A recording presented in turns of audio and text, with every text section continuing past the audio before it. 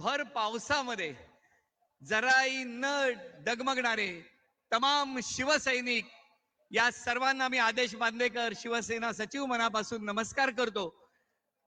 आणि मला असं वाटतं गेले काही दिवस, कारण यंदाचा पाऊस काही थांबत नाहीये आणि या शिवतीर्थावर सभा होणार की नाही होणार, मेळावा होणार की नाही होणार, अशा सगळ्या चर्चा सुरू असताना या विभागातील मुंबईतील सर्व शिवसैनिकांनी उद्धवजींच्या नेतृत्वामध्ये कंबर कसली आणि या शिवतीर्थावरती झालेला चिखल त्याचा जराही विचार न करता ज्या ज्या शिवसैनिकांनी दिवस रात्र करून मेहनत केली त्यांच्यासाठी एकदा जोरदार टाळ्या वाजवण्याची विनंती या सर्व शिवसैनिकांना करतो। आता या आजच्या मेळाव्याला सुरुवात करत असताना बोला भारत माता की, भारत माता की जय भवानी। आपण या मेळाव्याची सुरुवात करत असताना मी विनंती करतो शिवसेना उपनेते नितीन बानुगडे पाटील यांना, त्यांनी या मेळाव्याची सुरुवात करावी। नितीन बानुगडे पाटील।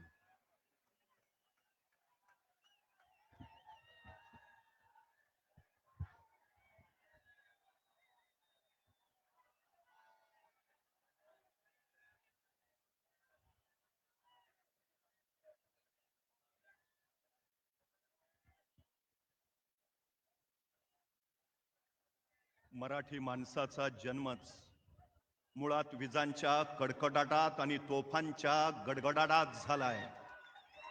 आगीशी खेळणारी माणसं आम्ही, पाण्याला भिवून पळणार नाही हे सिद्ध करणाऱ्या कडवट निष्ठावंतांचा हा दसरा मेळावा आहे। अखंड हिंदुस्थानचं कुलदैवत छत्रपती शिवाजी महाराज, वंदनीय हिंदुहृदय सम्राट शिवसेना प्रमुख बाळासाहेब ठाकरे, सगळं सुरळीत चालू असताना राज्यकारभार करणं वेगळं आणि संकटांची एकामागोमाग एक मालिका कोसळत असताना धीरदात्तपणे त्याला सामोरं जात महाराष्ट्राला सुखरूप त्यातून बाहेर काढणं वेगळं। कोरोना काळामध्ये ज्यांनी महाराष्ट्र सुरक्षित ठेवला ते महाराष्ट्राचे माजी मुख्यमंत्री तथा शिवसेना पक्षप्रमुख आदरणीय उद्धव साहेब ठाकरे, युवा सेना प्रमुख आदित्यजी ठाकरे आणि आपण कडव्या निष्ठेचे सर्व शिवसैनिक। महाराष्ट्र म्हणजे या अक्षांशापासून त्या अक्षांशापर्यंतचा प्रांत नव्हे। महाराष्ट्र म्हणजे या पर्वतापासून त्या पर्वतापर्यंतचं पठार नव्हे। महाराष्ट्र प्रभू रामचंद्रांना वर देणाऱ्या भवानीचा, राम वरदायिनीचा हा महाराष्ट्र, आपल्या भक्तांसाठी 28व्या विटेवर उभा राहणाऱ्या पांडुरंगाचा हा महाराष्ट्र आहे। येणाऱ्या आक्रमकांना सह्याद्रीत कोंडून त्यांना तिथंच मारणाऱ्या धारकऱ्यांचा हा महाराष्ट्र आहे। 5 पातशया पालत्या घालून त्यांच्या तख्तावर भगवा रोवणाऱ्या छत्रपती शिवाजी महाराजांचा हा महाराष्ट्र आहे। दिल्लीपतीच्या डोळ्यात डोळे घालून हिंदुस्थानच्या मुक्ततेची मुहूर्तमेढ रोवणाऱ्या आणि मरणालाही मरणाचं कौतुक वाटावं असं बलिदान देणाऱ्या छत्रपती संभाजी महाराजांचा हा महाराष्ट्र आहे। 6 पिढ्या मोगली सल्तनतीला पाण्यात दिसणाऱ्या संताजी धनाजींचा हा महाराष्ट्र आहे। हा संतांचा, समाज सुधारकांचा आणि प्रबोधनकारांचा महाराष्ट्र आहे। मराठी अस्मिता तेजाळणाऱ्या आणि मराठी माणसाला वाघासारख्या डरकाळ्या फोडायला लावणाऱ्या हिंदुहृदय सम्राट शिवसेना प्रमुख बाळासाहेब ठाकरेंचा हा महाराष्ट्र आहे। या महाराष्ट्राला जसा शौर्याचा वारसा तसा फितुरीचा शापही आहे। संभाजी महाराजांचं निधन झालं आणि औरंग्यानं महाराणी येसूबाई आणि शाहू महाराजांना कैद केलं, पण कैद झालेल्या महाराणी येसूबाई नमेनात, औरंग्याला कुर्निसात करेनात, औरंगजेब सरपडत राहिला। त्याच वेळी सरसेनापती संताजी घोरपड्यांना मारलं गेलं आणि त्यांचं शिर औरंगजेबाच्या दरबारात दाखवायला आणलं। मराठ्यांच्या महाराणीला नमवायची ही चांगली संधी आहे असं समजून औरंगजेबानं महाराणी येसूबाई राणी सरकार आणि शाहू महाराजांना दरबारात बोलावलं। त्या दरबारात आल्या आणि त्याच वेळी तबकात असणाऱ्या संताजी घोरपडेंच्या मस्तकावरचं वस्त्र बाजूला गेलं. महाराणीने मराठ्यांचे सरसेनापती बघितले, त्या थरारल्या आणि ताडकन उद्गारल्या, शाहूराजे स्वराज्याचे सरसेनापती आलेत, मुजरा करा. आणि शाहू महाराज येसुबाई राणी सरकार यांनी संताजी घोरपडेंच्या शिराला लावून मुजरा केला. औरंगजेबाचा जळफळाट झाला. मी दिल्लीपती हे माझ्या पुढे नमाईला तयार नाहीत आणि या शिर तुटल्या सरसेनापतींपुढं. आणि त्याच वेळी महाराणी कडाडल्या, हा महाराष्ट्र आहे, गद्दारांना लाथाडतो आणि निष्ठावंतांना मुजरे करतो. दिल्लीपतीला मुजरे घालणाऱ्या हुजऱ्यांचा हा महाराष्ट्र नाही. जमिनी कसून झाल्यावर रुमन बाजूला टाकून स्वराज्यासाठी झुंजणाऱ्या शेतकऱ्यांचा हा महाराष्ट्र आहे. पण आज महाराष्ट्रातल्या शेतकऱ्यांची अवस्था काय? नापिकी, कर्जबाजारीपणा, अतिवृष्टीनं तो पुरता कोलमडून गेलाय. जमिनी नव्हे, शेतकऱ्याचं आयुष्य खरवडून गेलंय. त्याच्या डोळ्यातनं अश्रूचा महापूर येतोय. एका दाण्याचे 1000 दाणे करणारा माझा बळीराजा, जगाचा पोशिंदा, त्याला या संकटात सरकारनं आधार द्यावा. तर उरफाट्या काळजाचं सरकार शेतकऱ्याच्या जखमेवर मीठ चोळतंय. सोलापूर जिल्ह्यातल्या बार्शी तालुक्यातल्या एका गावात 28 महिन्यात 28 शेतकऱ्यांनी आत्महत्या केल्या. छत्रपती संभाजीनगर मधल्या पती पत्नीनं कर्जाच्या ओझ्यामुळे आत्महत्या केली. काल नांदेडच्या कोंढा गावातल्या निवृत्ती कदमांनी आत्महत्या केली आणि त्याचा धक्का सहन न झाल्यामुळे त्याच्या पित्यानं प्राण सोडले. आणखी किती बळी गेल्यावर तुमच्या कर्जमाफीची वेळ येणार आहे? किती बळी घेणार आणखी? उद्धवजी ठाकरे मुख्यमंत्री झाले आणि त्यांनी पहिला निर्णय घेतला, शेतकऱ्यांचं राज्य निर्माण करणाऱ्या शिवछत्रपतींची राजधानी रायगडाचं संवर्धन करण्यासाठी निधी देऊन. आणि दुसरा निर्णय घेतला, सरसकट शेतकऱ्यांचा 7-12 कोरा करून. तुम्ही शिवसेनेला सल्ले देता, शेतकऱ्यांची कर्जमाफी करा आणि मग शिवसेनेला बोला. शिवसेना कालही शेतकऱ्यांच्या पाठीशी होती, आजही शेतकऱ्यांच्या पाठीशीच आहे. एक शेतकरी उद्विग्न झाला, संतापला, मोठमोठ्यानं ओरडत राहिला, हे सरकार शेतकरी विरोधी आहे, हे सरकार बिनकामाचं आहे. पोलिसांनी त्याला उचलला आणि सरळ चौकीत नेला. चौकीत गेल्यावर शेतकऱ्यांना विचारलं, मला इथं का आणलंय? पोलीस म्हणाले, तू सरकारच्या विरोधात बोलतोयस म्हणून तुला इथं आणलंय. तसा शेतकरी म्हटला, अहो मी आपल्या सरकारच्या नाही, पाकिस्तान सरकारच्या विरोधात बोलत होतो. पोलीस म्हणले, तू काय आम्हाला वेडा समजतो का? आम्हाला माहित नाही का कुठलं सरकार शेतकरी विरोधी आहे? आम्हाला माहित नाही का कुठलं सरकार बिनकामाचं आहे? साऱ्यांना सारं माहिती आहे. आज शेतकऱ्यांना हमी भाव नाही आणि हे सरकार सांगताय आम्ही सत्तेत येणार. शेतकऱ्यांच्या आत्महत्या होत आहेत, सत्ताधारी सांगतायत आम्ही सत्तेत येणार. महागाई वाढलीये, हे सत्ताधारी सांगतायत आम्ही सत्तेवर येणार. कशाच्या जोरावर? परवा माझा एक मित्र गमतीनं म्हणाला, निवडणुका आल्या की काँग्रेस सांगते पंजाचं बटन दाबा, राष्ट्रवादी सांगते तुतारीचं बटन दाबा, आपण सांगतो मशालीचं बटन दाबा, आणि भाजपवाले काय सांगतात? कुठलंही बटन दाबा. लोकशाहीमध्ये निकोपाने निर्दोष निवडणुका होणं हे अत्यंत महत्वाचं. पण निवडणूक यंत्रणेवर, प्रक्रियेवर जर शंका असेल तर त्या शंका दूर करणं आणि लोकशाही सुदृढ करणं हे आपलं पहिलं कर्तव्य आहे. लोकमान्य टिळक इंग्लंडला गेले आणि इंग्लंडला गेल्यावर तिथल्या पत्रकारांनी त्यांना प्रश्न विचारला, स्वतंत्र भारताच्या मंत्रिमंडळामध्ये तुम्हाला कुठलं खातं घ्यायला आवडेल? आणि लोकमान्य टिळक म्हटले, मला विरोधी पक्षनेता व्हायला आवडेल.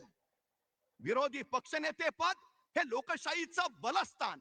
पण आज महाराष्ट्राच्या दोन्ही सभागृहामध्ये विरोधी पक्ष नाही, ही लोकशाहीची थट्टा नव्हे का?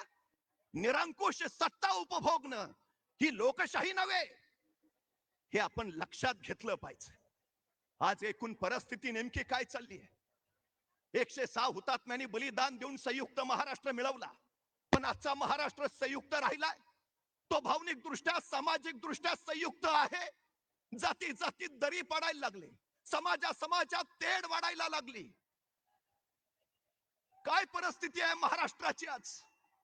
याच याच शिवतीर्थावरनं हिंदू हृदय सम्राट शिवसेना प्रमुख बाळासाहेब ठाकरे कडाडले होते. सगळे भेद गाडा आणि मराठी म्हणून एक व्हा, नाहीतर हे मराठीच्या जागी सक्तीनं हिंदीला आणून बसवतील, मराठी अस्मितेवरच घाला घालतील. आज नेमकं काय चाललंय? अर्ध्या देशाची लोक महाराष्ट्रात रोजी रोटीसाठी येतात. महाराष्ट्राला हिंदी नव्हे, इथं येणाऱ्यांना मराठी शिकायची गरज आहे. महाराष्ट्रात मराठीच चालेल, हे आम्ही सातत्यानं सांगतो की आमची अस्मिता आहे, हा आमचा स्वाभिमान आहे. आम्ही त्या दिशेनं चाललो आहोत. खरं तर मुंबईचे सगळे उद्योगधंदे यांनी पळवले, मुंबईची कार्यालय गुजरातला नेली, मुंबई खिळखिळी करायचा यांचा डाव चालू आहे. ही कुबेर नगरी त्यांच्या ताब्यात नाही याची त्यांना सल आहे. हे आंतरराष्ट्रीय व्यापारी केंद्र त्यांच्या ताब्यात नाही याची त्यांना खंत आहे. ही आर्थिक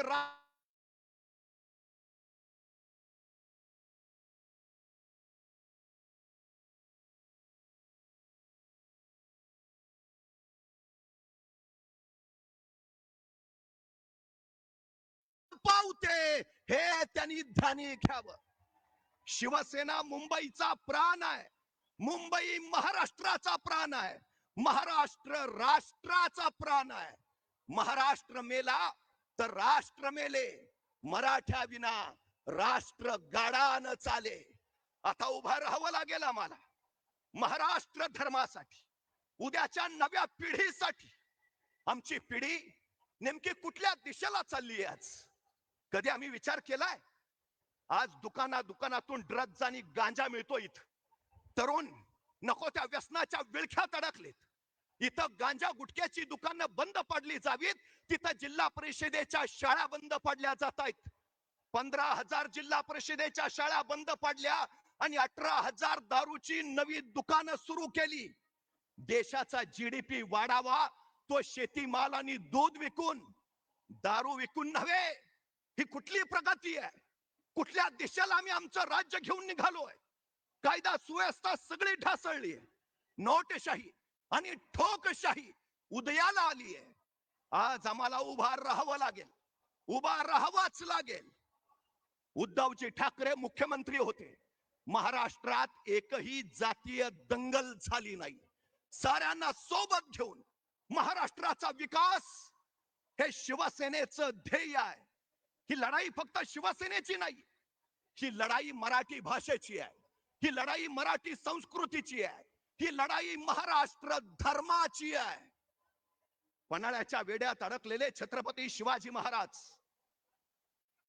पन्हाळ्याच्या पश्चिमेकडून वादळी पावसाळी किर्र रात्री त्यांनी बांदल फौज आणि बाजीप्रभूंना सोबत घेतलं आणि विशाळगडाच्या रोखानं निघाले. त्या वादळी पावसाळी किर्र रात्रीत 21 तासाचा अखंड प्रवास करून महाराज मसाईच्या पठारावर पोहोचले आणि त्याच वेळी चाहूल लागली. शत्रू पाठलागावर आहे. बाजीप्रभू सांगते झाले, राज निम्मी फौज घेऊन आपण इथून निघा, निम्या फौजनीशी आम्ही ते झुंजितो, साहेब कारी मरितो. राजा म्हणले, नाही बाजी, सगळे सोबत लढू. नाही राज, लाख मेले तरी चालतील, पण लाखाचा पोशिंदा वाचला पाहिजे. राजा निघा.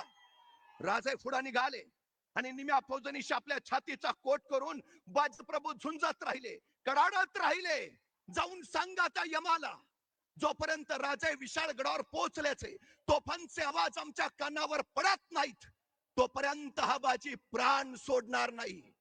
राजे पोहोचल्याचे आवाज झाले आणि शीर तुटले, बाजी कोसळले, स्वराज्यासाठी समर्पित झाले, गजखिंड पावनखिंड झाली. आज आम्हाला बाजी प्रभूंच्या त्या जिद्दीची आणि कडकडीत निष्ठेची गरज आहे. उद्धव साहेबांच्या खांद्याला खांदा लावून उभा राहू. जगाच्या पोशिंद्यासाठी, महाराष्ट्र रक्षणासाठी, महाराष्ट्र धर्मासाठी लढत राहू.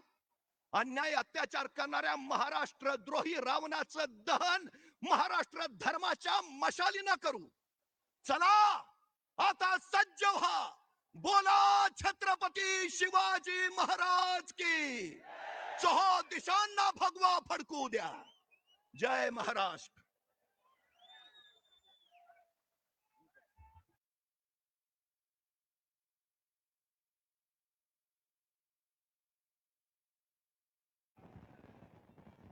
धन्यवाद नितीनजी. पुन्हा एकदा मी विनंती करतो, आता डाव्या बाजूनी हळूहळू सगळे पुढे सरकत आहेत, कारण सर्व प्रवेशद्वारांवरती प्रचंड गर्दी झालेली आहे.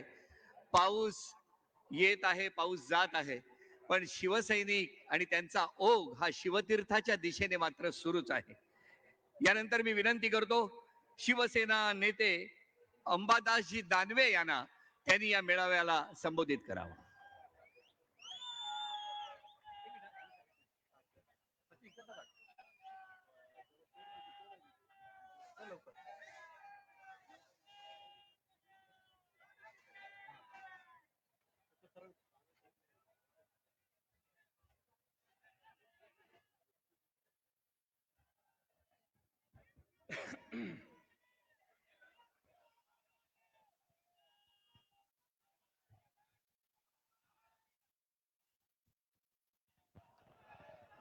महाराष्ट्राची कुलस्वामिनी आई तुळजाभवानी,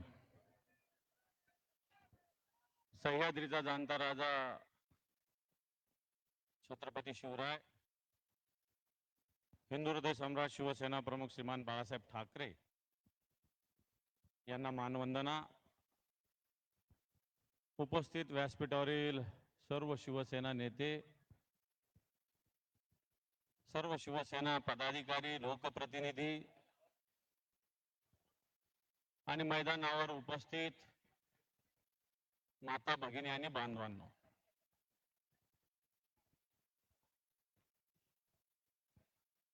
पाऊस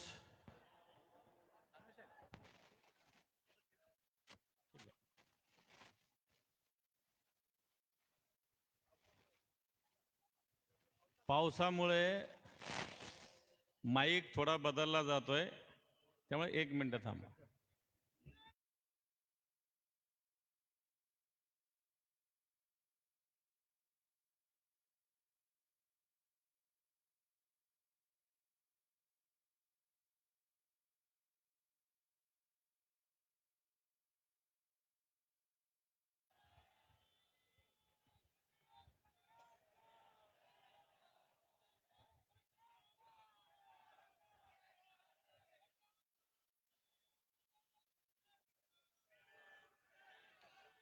छत्रपती शिवाजी महाराज की, हिंदू हृदय सम्राट शिवसेना प्रमुख श्रीमान बाळासाहेब ठाकरे यांचा, उद्धवजी ठाकरे यांचा, आदित्यजी ठाकरे यांचा, हा आवाज कुणाचा? उपस्थित सर्व माता भगिनी आणि बांधवांनो, काही क्षणात माननीय उद्धवजी ठाकरे साहेब या मैदानावर पोहोचत आहेत आणि पोहोचत असताना आपली ही सभा भर पावसात सुरू आहे. मला वाटत नाही पाऊस कितीही जोरात आला तरी एकही मैदानावरचा माणूस हलणार नाही, उलट्या खुर्च्या वाढत जातील, एकही कमी होणार नाही. कारण ही शिवसेनेची सभा आहे, भाडखाऊ लोकांची किंवा गद्दारांची सभा नाही. आणि म्हणून आज आपण प्रतिवर्षाप्रमाणे दसरा मेळाव्यासाठी या ठिकाणी एकत्र जमलेलो आहोत. एकत्र जमलेला असताना या महाराष्ट्रामध्ये आताच्या घडीला जर परिस्थिती बघितली तर या महाराष्ट्रातल्या 33 जिल्ह्यामध्ये हाहाकार उडालेला आहे. सर्वसामान्य शेतकरी, सर्वसामान्य माणूस अतिशय दुःखामध्ये आहे, कष्टामध्ये आहे, वेदनेमध्ये. आणि असं असताना या महाराष्ट्रातलं सरकार झोपलेलं आहे की जागा आहे? या सरकारला जनतेच्या वेदना दिसतात का नाही दिसतात? या सरकारला कान आहे की नाही आहे?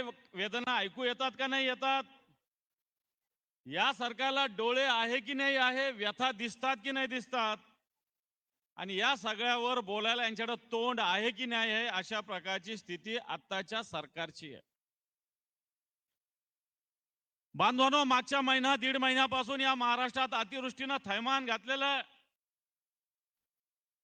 जवळपास 60 लाख हेक्टर जमीन पाण्याखाली आहे. लाखो शेतकऱ्यांचं नुकसान मोठ्या प्रमाणावर होतंय. ठिकठिकाणी आंदोलनं उभी राहतात. ठिकठिकाणी वेगवेगळे राजकीय पक्ष वेगवेगळ्या भूमिका मांडतायत.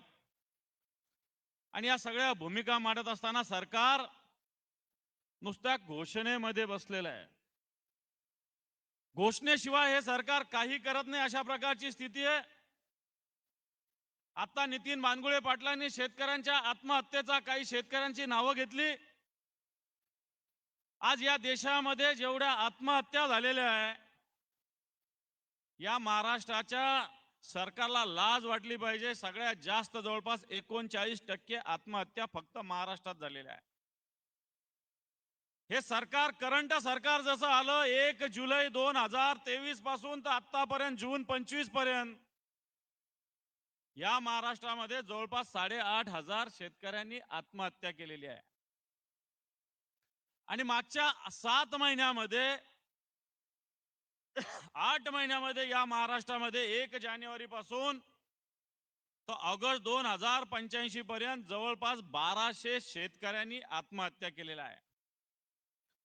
बांधवांनो, ही काही अभिमानाची बाब नाहीये. या महाराष्ट्रात एवढ्या आत्महत्या होतात आणि सरकार उघड्या डोळ्यानं या सगळ्या आत्महत्या बघत आहे. परवाच्या दिवशी संभाजीनगरात एक मोर्चा झाला. शेतकऱ्यांचा संताप, शेतकऱ्याचा राग एवढा होता की विभागीय आयुक्तालयामध्ये शेतकरी घुसले. मला असं वाटतं या सरकारने शेतकऱ्याला न्याय नाही दिला तर या महाराष्ट्रातील शेतकरी सुद्धा या मंत्रालयात घुसून या सरकारला जाब विचारल्याशिवाय राहणार नाहीये. कारण या शेतकऱ्यांना मदतीची आवश्यकता आहे. ही मदत म्हणजे काही भीक नाहीये. आज पंजाब सारखं राज्य वेगवेगळ्या पद्धतीनं मदत जाहीर करतं. आपल्या या सरकारने एनडीआरएफच्या निकषानुसार मदत जाहीर केली. परंतु जर ही मदत जाहीर केली असेल तर या मदतीनुसार या महाराष्ट्राच्या शेतकऱ्याचं भलं होऊ शकत नाही. एनडीआरएफचे निकष अतिशय तोकडे आहेत. एसडीआरएफचे निकष अतिशय तोकडे आहेत. आज ठिकठिकाणी शेकडो नव्हे हजारो गुरं वाहून गेले, कोणाच्या गायी गेल्या, कोणाच्या म्हशी गेले, कोणाचे बैल गेले. एनडीआरएफच्या निकषानुसार फक्त 3 जनावराला मदत मिळू शकते. आज मागच्या आठवड्यात आम्ही मुखेडला गेलो होतो. नांदेडमध्ये एका शेतकऱ्याच्या 55 म्हशी वाहून गेल्या. परवाच्या दिवशी उद्धवजी ठाकरे साहेबांनी मराठवाड्याचा दौरा केला. या भूम मधील एका दातखिळे नावाच्या भूम तालुक्यातील एका पिंपळगावच्या एका शेतकऱ्याच्या 27 गायी वाहून गेल्या. सांगण्याचा मुद्दा हा की आज म्हैस असेल, गाय असेल, लाखाला, 1.25 लाखाला, 1.5 लाखाला, 2 लाखाला ही येते. आणि एनडीआरएफच्या निकषानुसार फक्त 35,000 37,000 रुपये या शेतकऱ्याला मिळू शकतात, तेही फक्त 3 शेतकऱ्याला.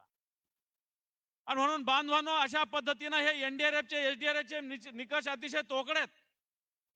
आज सरकारने काल परवा काही मदत जाहीर केली 2200 कोटी, परंतु ही मदत जाहीर झालेली नाही. माझ्याकडे याचे सगळे सर्क्युलर आहे. सरकारने जाहीर केलेले अध्यादेश आहे. या अध्यादेशामध्ये या सरकारने जाहीर केलेली रक्कम ही काही 2200 कोटी नाही. ही मदत फक्त ऑगस्ट पर्यंतच्या अतिवृष्टीची त्यांनी जाहीर केलेली आहे. आणि ही मदत फक्त 1339 कोटीची आहे. आज 60 लक्ष हेक्टरचं नुकसान झालेलं असताना ही मदत फक्त 15 लाख हेक्टरच्या जमिनीची मदत आहे. आणि हे सरकार मदत जाहीर करत असताना या सरकारवर विश्वास ठेवता येणार नाही. कारण मागच्या काळात जे हे सरकार आल्यापासून वेगवेगळ्या पद्धतीनं घटना घडल्या. कुठं अतिवृष्टी घडली, कुठं गारपीट घडली, कुठं वेगवेगळ्या नैसर्गिक घटना घडल्या. परंतु अजून मार्च 2023 पासून तर आजपर्यंत जवळपास 13,500 कोटी रुपये सरकारचे देणं बाकी आहे. सरकारने शेतकऱ्याला देणं बाकी 13,500 कोटी रुपये. आज बँका सरकार या शेतकऱ्याला कर्ज देत नाही. छोट्या छोट्या पतसंस्था ग्रामीण भागामध्ये सर्वसामान्य महिला असेल शेतकऱ्याला 25-25% व्याज आकारून कर्ज घेतय. 8-10 दिवसापूर्वी तर अमित शहा आले होते, त्यांनी मोठ्या फुशारक्या मारल्या या देशामध्ये. बँका ज्या टॉप बँका आहेत त्याच्यात भारत पुढे येणार आहे जगामध्ये. परंतु आज सर्वसामान्य माणसाला ग्रामीण भागात बँक नाही सावकाराकडे जावं लागतात. छोट्या छोट्या स्मॉल फायनान्स कंपन्याकडे जावं लागतं. या फायनान्स कंपन्या 20-20, 25-25 टक्क्यांनी कर्ज देतात. आणि म्हणून बांधवानो, हे सरकार आताच्या घडीला जे मदत जाहीर करतं ही अतिशय तोकडी आहे. बांधवांनो, या सरकारने आणखी आपल्या टाळूवरचं लोणी खाण्याचा निर्णय काल परवा घेतलेला आहे.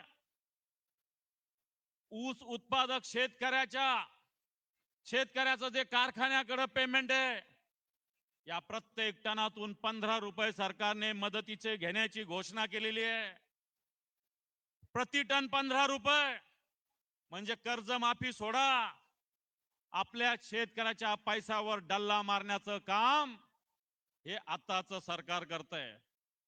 मागच्या वर्षी 854 लाख मेट्रिक टन ऊसाचं उत्पादन झालं होतं.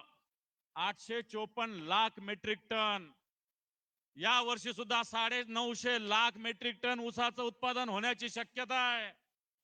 आणि या प्रत्येक टनामागे 15 रुपये सरकारने काल परवा घोषणा केलेली आहे. प्रत्येक शेतकऱ्याकडून 15 रुपये पर टन घेणारे तुम्ही हिशोब करा. 9.5 लाख टन रक्कम जर ऊस निघाला असेल तर याच्यातून कशा पद्धतीनं हे सरकार रक्कम कट करणार आहे. बांधवांनो, पंजाब मध्ये सुद्धा अशाच प्रकारची स्थिती निर्माण झालेली आहे. या पंजाब मध्ये आपचं सरकार आहे, मान नावाचे मुख्यमंत्री आहे. या पंजाब मध्ये हेक्टरी 50,000 रुपये देण्याची या सरकारने घोषणा केलेली आहे. एकरी 20,000 रुपये, हेक्टरी 50,000 रुपये या सरकारने देण्याची घोषणा केलेली आहे. गाळ काढायला 7,200 रुपये देण्याची घोषणा केलेली आहे. आणि जी कर्जाची जी मुदत वाढ ही 6 महिन्यानं केलेली आहे. येणाऱ्या 6 महिने कोणत्याही प्रकारे कर्जावर व्याज लागणार नाही, कर्ज फेडण्याची आवश्यकता नाही. जर पंजाब सारखं राज्य जर हे करू शकतं तर हे महाराष्ट्र एवढं पुढारलेलं राज्य आपण म्हणतो, या राज्यामध्ये पंजाब सारखी मदत देण्याची आताच्या घडीला आवश्यकता आहे. आज या महाराष्ट्रावर 9 लाख कोटीचं कर्ज आहे. 9 लाख कोटीचं कर्ज असताना मागच्या काळामध्ये सातत्यानं शेतकऱ्याची किती रकमेची बाकी आहे मी तुम्हाला सांगितलं. परंतु या महाराष्ट्रामध्ये 400 ज्या कारखान्यात, या कारखान्याकडे आताच्या घडीला ज्या पद्धतीनं थक हमी आहे, 46,000 कोटी रुपयाची थक हमी आहे. 46,000 कोटीची थक हमी सरकारने घेतलेली आहे. सर्वोच्च न्यायालयाच्या आदेशानुसार या थक हमीची रक्कम राज्य सरकारला भरावी लागलेली आहे. आज हजारो कोटी रुपये सरकार भरतंय. मागच्या काळामध्ये काही लोकांनी भारतीय जनता पार्टीमध्ये प्रवेश केलेल्या लोकांच्या कारखान्याला सरकारने थक हमी दिली एनसीडीसीच्या मार्फत. अतिशय अवघड आहे एनसीडीसीची कर्ज. एनसीडीसीचं कर्ज असं आहे की या कारखान्यानं 1 रुपया जरी थकवला तर महाराष्ट्र सरकारचं रिझर्व्ह बँकेमध्ये जे खातं आहे या खात्यातून डायरेक्ट या कर्जाची रक्कम कट होते. ज्या लोक भारतीय जनता पार्टीत गेले, जे लोक भारतीय जनता पार्टीला समर्थन करतात, अशा लोकांना अशा प्रकारचं कर्ज मागच्या काळात दिलं गेलं. त्याच्यातले काही नाव मी सांगू इच्छितो. जे भोरचे आमदार काही थोपटे, त्यांच्या कारखान्याला 409 कोटी रुपये दिले गेले. विखे जे आहेत, विखे पाटलाच्या कारखान्याला 218 कोटी रुपये दिले गेले. या सरकारला जी एनसीडीसीच्या मार्फत जे कर्ज दिलं जातंय, हे कर्ज मला असं वाटतं राज्याच्या हिताचं नाही. जर शेतकऱ्याची 1 लाखाची थक हमी तुम्ही घेऊ शकत नाही, शेतकऱ्याची 50,000ची 2 लाखाची थक हमी आपण घेऊ शकत नाही, परंतु अशा धनदांडग्या साखर कारखान्याला सरकार मोठ्या प्रमाणावर थक हमी देतंय. आत्ताच्या घडीला या सगळ्या कारखान्याकडे जवळपास 1,500 कोटी रुपये येणं बाकी आहे. आणि म्हणून बांधवांनो, हे सरकार या महाराष्ट्रातलं शेतकऱ्याच्या विरोधातलं. पीक विमा होता या महाराष्ट्रामध्ये, 1 रुपया पीक विमा कोणत्याही शेतकऱ्यानं मागितला नव्हता. 2 वर्ष दिला, आता पीक विमा 1 रुपयात बंद केला. 4 ट्रिगर पीक विम्याचे होते, आता फक्त 1 ट्रिगर ठेवलं. नैसर्गिक आपत्तीमध्ये पीक विमा देऊ शकत होतो, आताच्या जर काळामध्ये हा पीक विमा या अटी शर्तीनुसार जर असता तर या लाखो शेतकऱ्यांना विमा देता आला असता. आणि म्हणून मला असं वाटतं आपण शिवसेनेच्या माध्यमातून निश्चित मागणी करू, या पीक विम्याचे जे निकष शिथिल झाले पाहिजे. आज अशा पद्धतीनं सरकारने स्वतःचा खर्च वाचवण्यासाठी या शेतकऱ्याच्या गळ्यावर नख ठेवलेले बांधवांनो. आणि म्हणून येणाऱ्या काळामध्ये शिवसेनेला लढा द्यावा लागेल. पीक विम्याच्या बाबतीत ज्या ज्या अटी शर्ती याच्यात बदल करावा लागणार आहे बांधवांनो. आणि म्हणून खऱ्या अर्थानं येणाऱ्या काळात आपल्याला लढा द्यायचा आहे. उद्धवजी ठाकरे साहेबांनी मागच्या काळामध्ये दौरा केला. हा दौरा मराठवाड्याच्या 5 जिल्ह्यामध्ये झाला. या लातूर मध्ये ते गेले, धाराशिव मध्ये गेले, बीड मध्ये गेले, जालन्यामध्ये गेले, संभाजीनगरात गेले. गावोगाव उद्धवजी ठाकरे साहेब थांबले. मोठे बूट घालून चिखलात जायचं नाही असं नाही, शेतकऱ्याच्या शेतामध्ये गेले, शेतकऱ्याच्या व्यथा ऐकल्या, शेतकऱ्याच्या कथा ऐकल्या. उद्धवजी ठाकरे साहेबांनी रात्री उशिरापर्यंत दौरा केला आणि खऱ्या अर्थानं शेतकऱ्याचं दुःख जाणून घेतलं. आणि या काळात शेतकऱ्यांनी कोणती आठवण करून दिली असेल तर उद्धवजी ठाकरे साहेबांनी केलेली 2 लाख रुपयाची कर्जमाफी. आजही शेतकऱ्याला ही 2 लाखाची कर्जमाफी आठवते. आणि म्हणून बांधवांनो, आताच्या या परिस्थितीमध्ये शेतकरी रोज मरत आहे. शेतकरी रोज मरत असताना त्याचा 7-12 कोरा होण्याची आवश्यकता आहे. आज मंत्री वेगवेगळ्या मंत्र्यावर मोठ्या पद्धतीने कर्ज आहे, पण तो शेतकऱ्याचं कर्ज माफ होत नाही. आज अजितदादा पवार एका ठिकाणी म्हटले लाडकी लाडक्या बहिणीसाठी आम्ही 45,000 कोटी रुपये दिले. लाडक्या बहिणीसाठी 45,000 कोटी रुपये दिले, पण तो या लाडक्या बहिणीचा नवरा आज मरतोय, या लाडक्या बहिणीचा बाप आज मरतोय, या लाडक्या बहिणीचं कुंकू पुसलं जातंय, या लाडक्या बहिणीच्या लेकरा बाळाचे दप्तर वाहून गेले, या लाडक्या बहिणीच्या लेकरा बाळाला खायला अन्न नाही. आणि हे 45,000 कोटी रुपये 1,500 रुपये दिल्याच्या गप्पा मारणार सरकार या महाराष्ट्रात आहे बांधवांनो. म्हणून ही लाडकी बहीण आज व्यथित आहे. या लाडक्या बहिणीला 1,500 रुपये नाही तर या लाडक्या बहिणीला कर्जमाफीची आवश्यकता आहे. आज या लाडक्या बहिणी विधवा होतात. एकीकडे देवा भाऊ म्हणून जवळपास 100 कोटी रुपयाच्या जाहिराती द्यायच्या. कोणती साइन पोस्ट कंपनी 100 कोटीच्या जाहिराती दिल्या. राऊत साहेब, तुमच्यावर फक्त 15 लाख रुपयाचा आरोप टाकून तुम्हाला जेलमध्ये टाकलं. 100 कोटी रुपयाच्या जाहिराती दिल्या. कोणी दिल्या? बेनामी मालमत्ता, बेनामी नावानं दिली गेली 100 कोटीचं जाहिराती. बांध्यापासून चांद्यापर्यंत सगळ्या ठिकाणी देवा भाऊ जाहिराती लागल्या. देवा भाऊच्या या बहिणी आज विधवा होतात, परंतु या भावाला याची चिंता नाही बांधवांनो. म्हणून अशा पद्धतीने सगळी स्थिती आहे. आज या सगळ्या स्थितीमध्ये देवा भाऊ सारखे मुख्यमंत्री प्रचंड प्रमाणात जाहिराती देतात. एक मंत्री या राज्यामध्ये छोट्याच्या नातवाला घेण्यासाठी 80-80 लाख रुपयाची कार घेतात. देवा भाऊ 100 कोटीच्या जाहिराती देतात आणि देवा भाऊ नंतर सांगतात की ओला दुष्काळ ही संकल्पनाच नाही. देवा भाऊचं हे पत्र आहे. काल उद्धवजी ठाकरे साहेबांनी सुद्धा दाखवलं. हे पत्र आहे देवा भाऊचं. हे पत्र आहे 16 ऑक्टोबर 2020 उद्धवजी ठाकरे साहेब मुख्यमंत्री असताना लिहिलेलं. आणि त्यांनी लिहिलेलं आहे, परतीच्या पावसाने जो पाऊस आला याच्या तातडीनं मदत करा, अशा पद्धतीचं पत्र लिहिलेलं आहे. बरंच लिहिलेलं आहे, मी वाचत नाही. परंतु जिल्ह्यात पूर्वीच्याच पंचनाम्यावर नुकसान भरपाई अजून मिळाली नाही. यांचे तर अजून पंचनामेच झालेले नाही. बांधावर त्याचप्रमाणे सगळ्यात शेवटी असं म्हणतात, नुकसानीची व्यापकता आणि सार्वत्रिक झालेले नुकसान पाहता तातडीने ओला दुष्काळ जाहीर करून दुष्काळाच्या निकषाप्रमाणे ही मदत दिली गेली पाहिजे. आपण तातडीनं लक्ष घालावे, अशा प्रकारचं पत्र लिहिले. आता तुम्ही काय करताय? आता तुम्ही काय करता? हे तुमचं पत्र आहे. 5 वर्ष मुख्यमंत्री होते तुम्ही. 14 ते 19, 20 ला लिहिलेलं पत्र आहे. तुम्हाला माहिती नाही दुष्काळ ही संकल्पना, ओला दुष्काळ ही संकल्पना काय? आणि म्हणून हे सरकार खोटं बोलतंय. आणि सरकार खोटं बोलत असताना आज हा शेतकरी खऱ्या अर्थानं याला मदतीची आवश्यकता आहे. आज ही मदत जर बघायला गेलं तर मला असं वाटतं सरकारची द्यायची तयारी नाही. आणि म्हणून येणाऱ्या काळामध्ये भले दिवाळीचा सण असेल, शिवसेनेला लढा उभा राहावा लागेल. हा लढा शेतकऱ्यासाठी असेल, हा लढा असेल शेतकऱ्याच्या कर्जमाफीसाठी, हा लढा असेल पीक विम्याच्या वेगवेगळ्या अटी शर्तीसाठी हा लढा असेल. हेक्टरी 50,000 रुपये मदत मिळाली पाहिजे, याच्यासाठी हा लढा शिवसेनेला करावा लागेल. आणि मी 100% सांगतो, हा दसरा झाल्यानंतर शिवसेना या महाराष्ट्रात हा लढा उभा केल्याशिवाय राहणार नाही. आज आम्ही मागणी करतोय. ही मागणी करत असताना जिल्ह्यावर जाऊ, तालुक्याच्या तहसीलवर जाऊ, वेळ प्रसंगी मंत्रालयात घुसू, परंतु या सरकारला, शेतकऱ्याला न्याय द्यायला आम्ही भाग पाडू.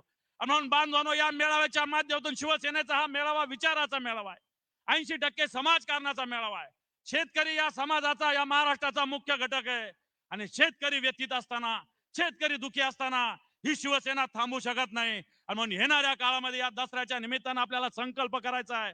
उद्धवजींच्या नेतृत्वाखाली येणाऱ्या काळात एक व्यापक लढा करू आणि या शेतकऱ्याला न्याय देण्याचा संकल्प आपल्याला करावा लागेल. उद्धवजी ठाकरे साहेबांनी दिलेली 2 लाखाची कर्जमाफी, कर्जमुक्ती आपल्याला आठवावं लागेल. ही कर्जमुक्ती खऱ्या अर्थानं या महाराष्ट्राला ऐतिहासिक ठरली होती. आज या सगळ्या कर्जमाफीच्या बद्दल हे सगळे लोक स्वतःचे शब्द फिरवतात. परंतु शब्द फिरवत असताना मला असं वाटतं, यांनी सरकार यायच्या आधी काय काय बोलले लक्षात ठेवा, आता काय काय बोलतात लक्षात ठेवा. आणि म्हणून बांधवांनो, या सगळ्या विषयामध्ये शिवसेना शांत बसू शकत नाही. पंजाबने ज्या पद्धतीनं लढा दिला, पंजाब ज्या पद्धतीनं या सगळ्याला शेतकऱ्याला मदत करते, म्हणून ही मदत येणाऱ्या काळामध्ये सर्वसामान्य जनतेला मिळण्याची आवश्यकता आहे बांधवांनो. आणि म्हणून ही मदत मिळवण्यासाठी आपल्याला लढा द्यावा लागेल. हा लढा करत असताना शिवसेनेनं ज्या पद्धतीनं उद्धवजींच्या नेतृत्वाखाली एक कर्जमाफी केली होती, येणाऱ्या काळात सुद्धा ही कर्जमाफी आवश्यक आहे. मी फक्त एक व्हिडिओ एक अर्ध्या मिनिटाचा आपल्याला ऐकवतो.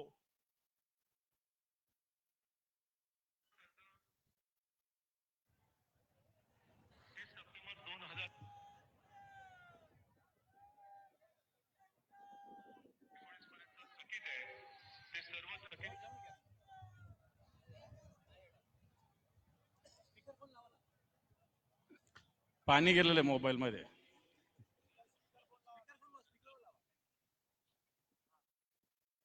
कसं लावतो?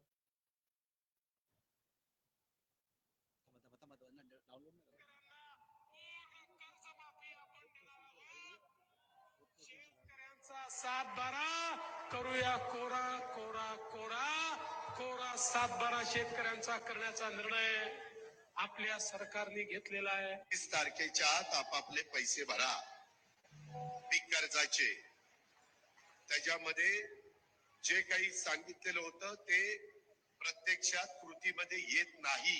अजित दादांनी जी भूमिका मांडली आहे ती सरकारची आहे.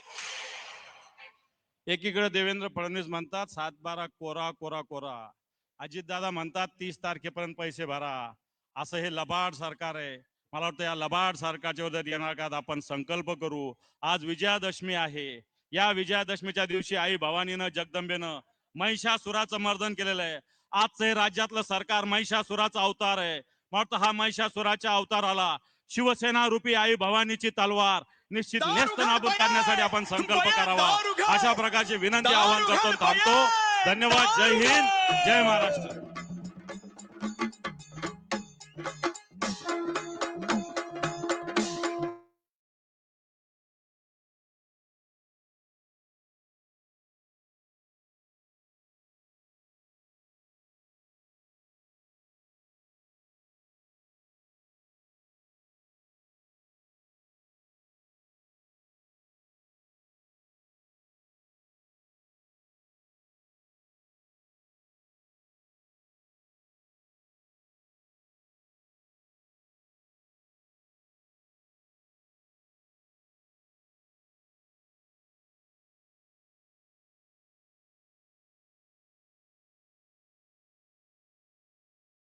शिवाजी महाराजांच्या पुतळ्या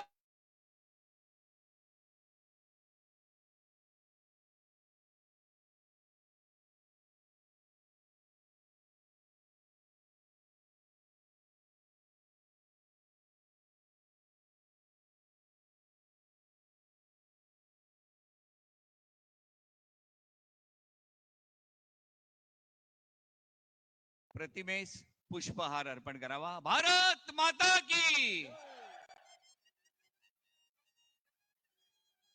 यानंतर माननीय शिवसेना नेते दिवाकर रावते यांना विनंती करतो, कैलासवासी प्रबोधनकार ठाकरे यांच्या प्रतिमेस पुष्पहार अर्पण करावा.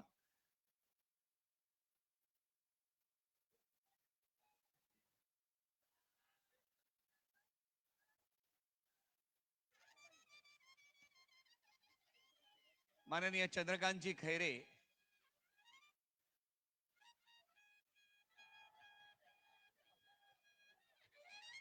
अखंड हिंदुस्थानचे कैवार प्रबोधनकार सुपुत्र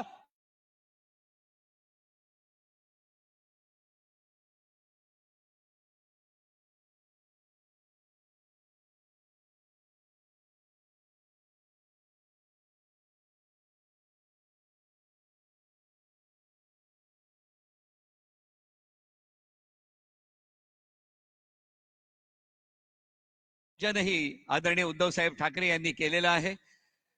शस्त्रपूजन झालेलं आहे. या मेळावा रश्मी वहिनी आणि तेजस्वी ठाकरे हे सुद्धा आता उपस्थित आहेत. शिवसेना नेते आदित्यजी ठाकरे यांचं आता मंचावरती आगमन झालेलं आहे. सर्वांना विनंती आहे, या प्रवेशद्वारावर जी आपण गर्दी केलेली आहे, महासाहेबांच्या पुतळ्याच्या शेजारी प्रवेशद्वारावर आपण प्रचंड गर्दी केलेली असल्यामुळे बरेचसे शिवसैनिक बाहेर आहेत. अगदी सेना भवन पर्यंत हे शिवसैनिक थांबलेले आहेत.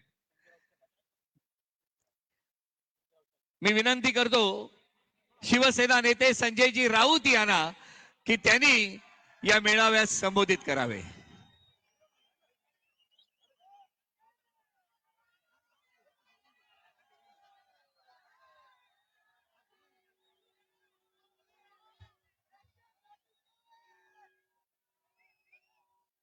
आदरणीय पक्षप्रमुख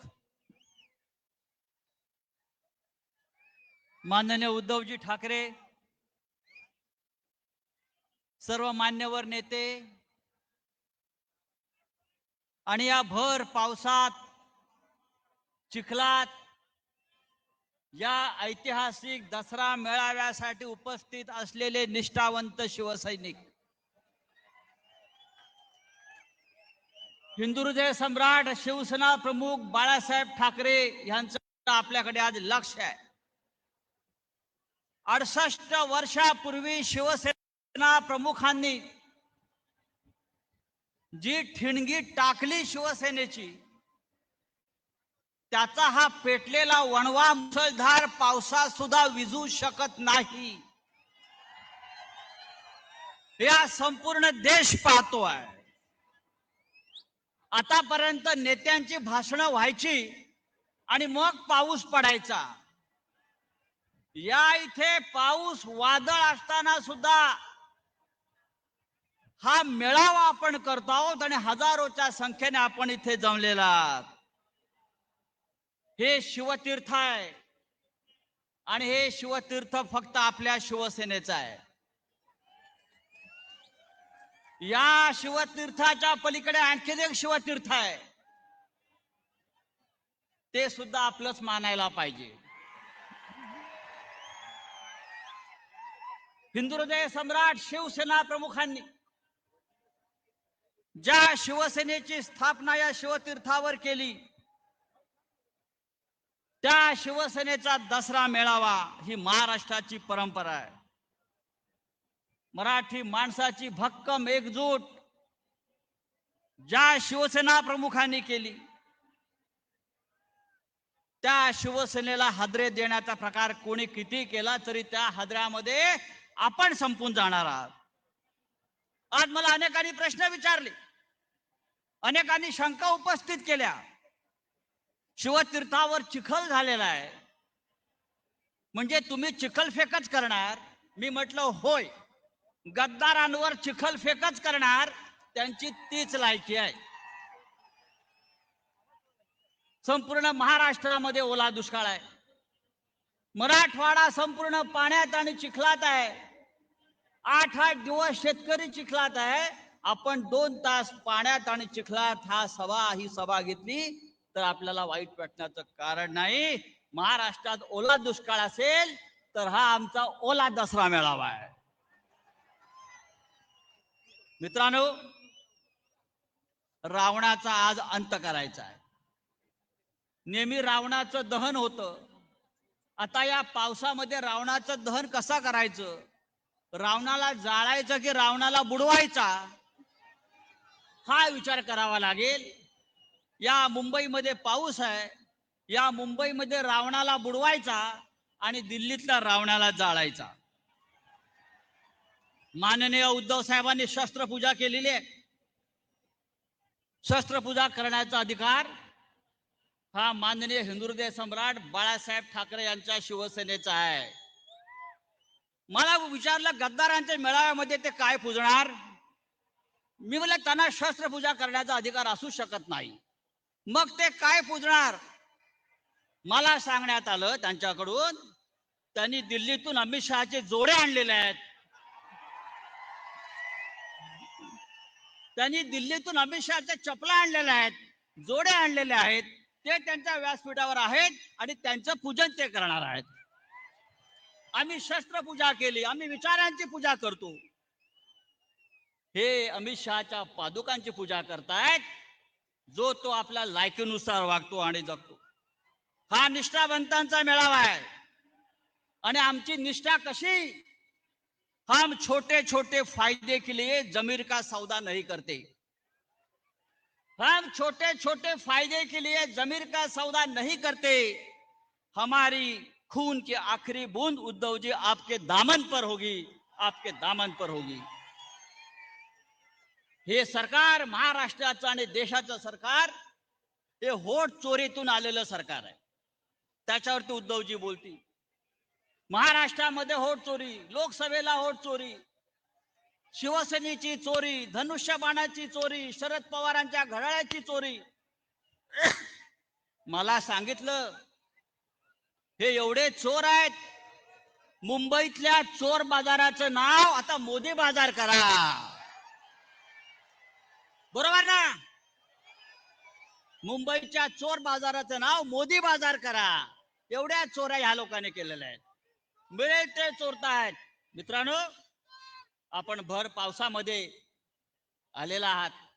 मी जास्त वेळ घेणार नाही. ही लढाई मोठी आहे. ही लढाई मुंबईची आहे, महाराष्ट्राची, दिल्लीची आहे. आपल्याला माननीय उद्धव ठाकरे यांच्या पाठीशी ठामपणे उभं राहायचं आहे. मी तूर्त आपलं इतकंच सांगतो आणि पुन्हा आपली रजा घेतो. जय हिंद, जय महाराष्ट्र.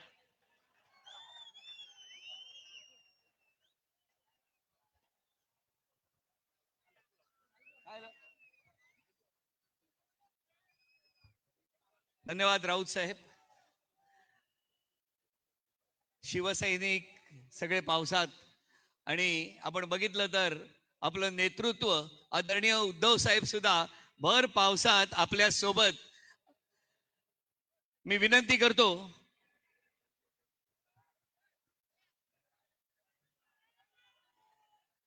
शिवसेना पक्षप्रमुख आदरणीय उद्धव साहेब ठाकरे यांना की त्यांनी या मेळाव्याला मार्गदर्शन करावं. अरे आवाज कुणाचा?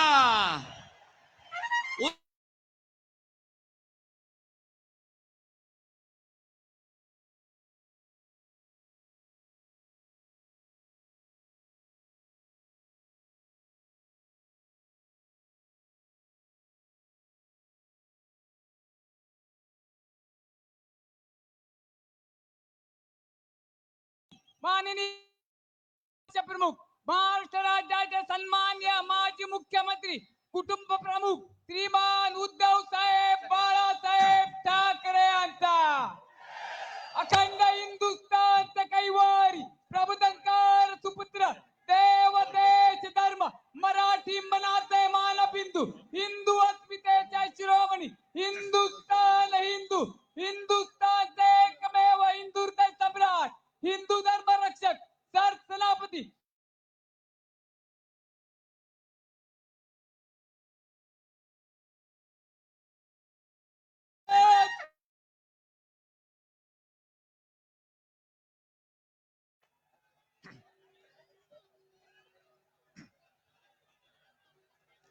जमलेल्या माझ्या तमाम हिंदू बांधवांनो, भगिनी आणि मातांनो,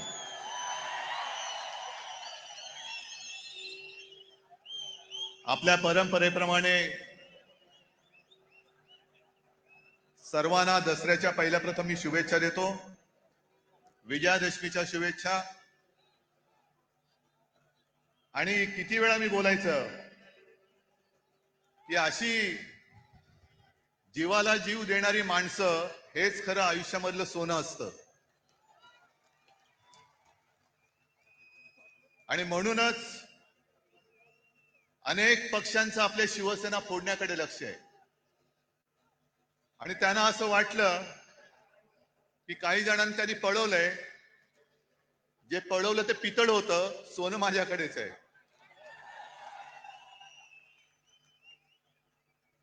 आता धरून येताना मी आजूबाजूला पाहत होतो, वाघाचं कातडं पांघरलेल्या लांडग्याची गोष्ट आपल्याला माहिती आहे, पण बाळासाहेबांची भगवी शाल पांघरणाऱ्या गाढवाचं चित्र मी आज पहिल्यांदा पाहिलं. गाढवावरती किती शाली टाका, गाढव ते गाढवच. आणि जसं आता संजय राऊत यांनी उल्लेख केला, अमित शहाचा जोड्याचा भार वाहणारे गाढव. जाऊ द्या, त्यांना जोडे लाख लाभोत. जनता पण मारणारे एक दिवस, तो दिवस पण काही लांब नाहीये. आज मुद्दामून ही सभा हा मेळावा अनेक जण सांगत होते की कसा घेणार. म्हटलं जसा नेहमी घेतो तसाच घेणार. आणि आजपर्यंत जेवढा जसा मोठा मेळावा झालाय त्याहीपेक्षा मोठा मेळावा आज होणार. मला माहितीये सगळीकडे चिखल झालेला आहे. याचं कारण कमळाबाई. आता तुम्ही म्हणाल पावसाचा आणि कमळाबाईचा काय संबंध. पण कमळाबाईच्या कारभाराने कमळाबाईंनी स्वतःची कमळं फुलवून घेतलेत, पण जनतेच्या आयुष्याचा चिखल करून टाकलेला आहे. आणि अंबादास, तुम्ही शेतकऱ्यांचा विषय पूर्ण मांडलात.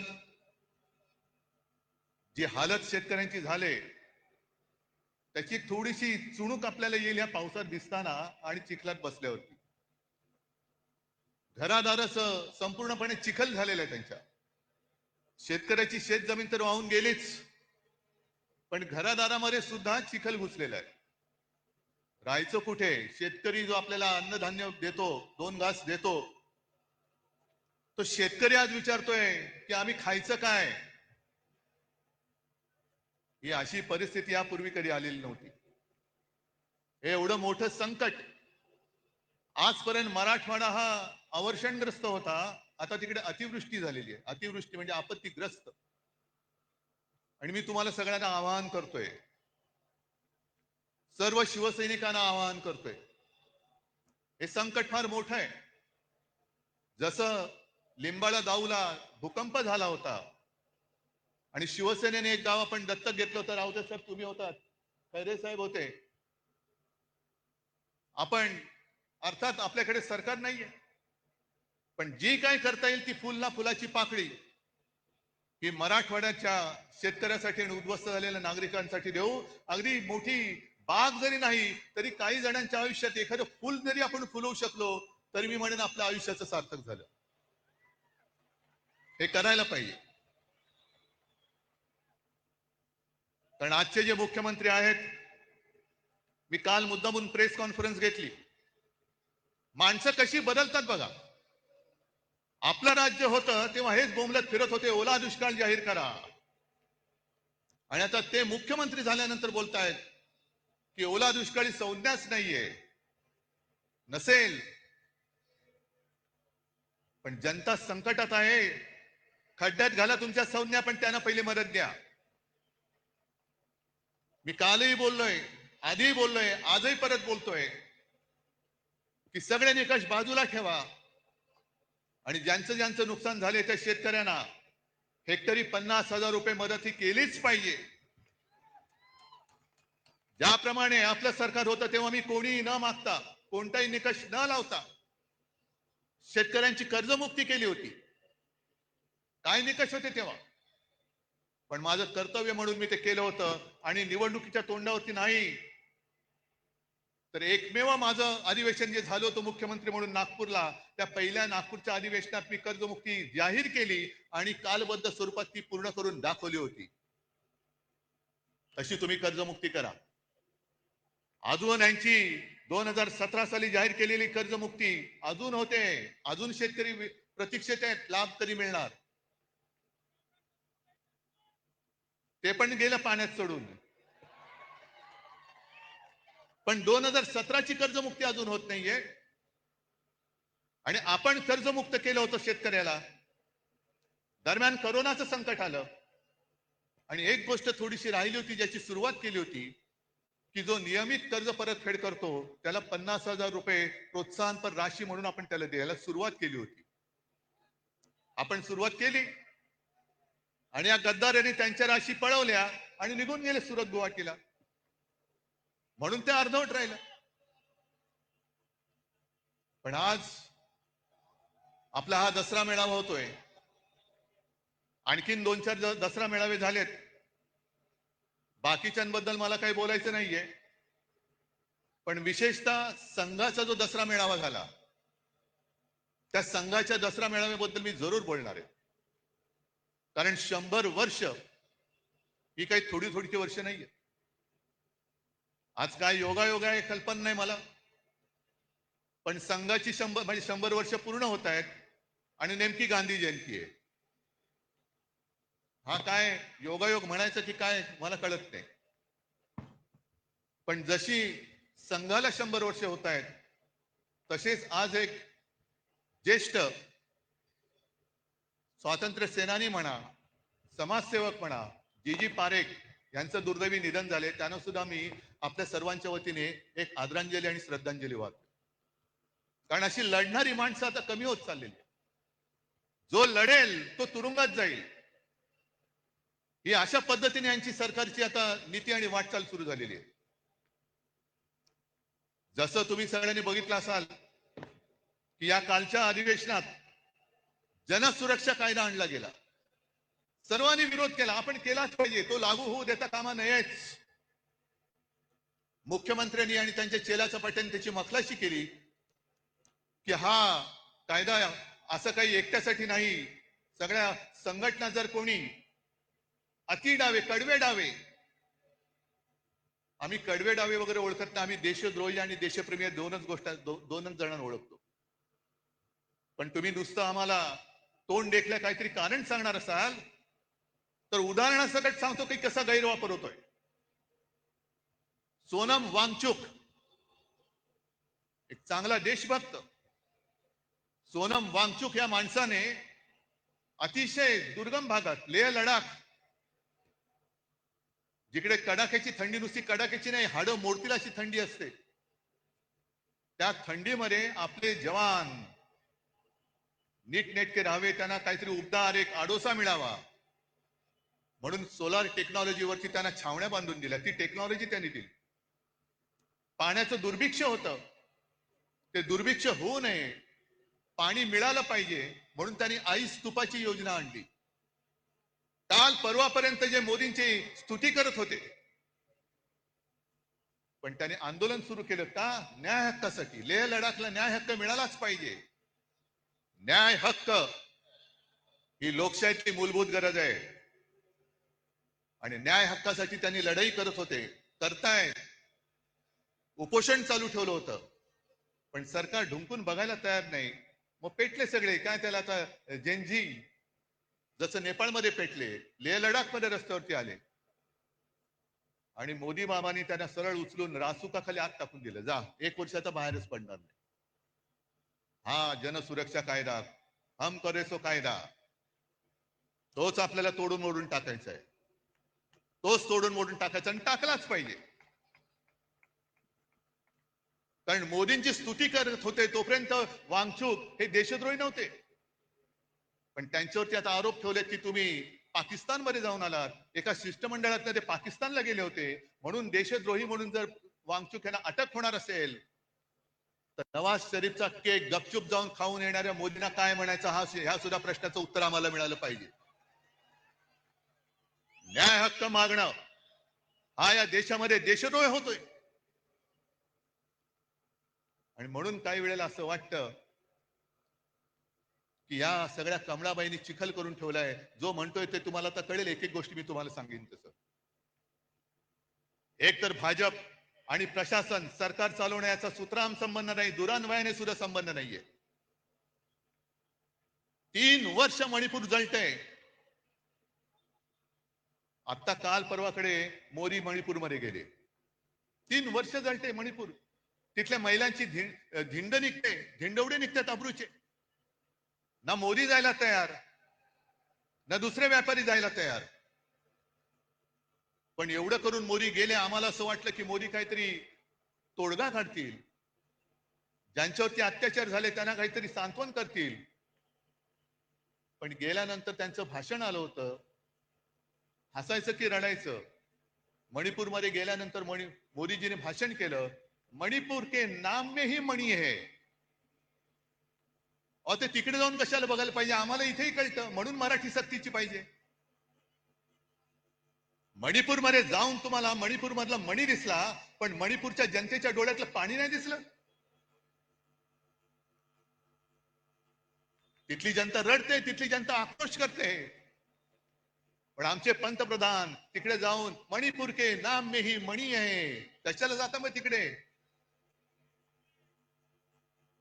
ही जी यांची सगळी जी वृत्ती आहे, मला असं वाटतं काही वेळेला विचार केल्यानंतर की भाजप म्हणजे आता अमिबा झालेला आहे. अमिबा म्हणजे तो एक पेशी प्राणी असतो, काय जीव असतो, तो सगळ्यांना शाळेमध्ये होता.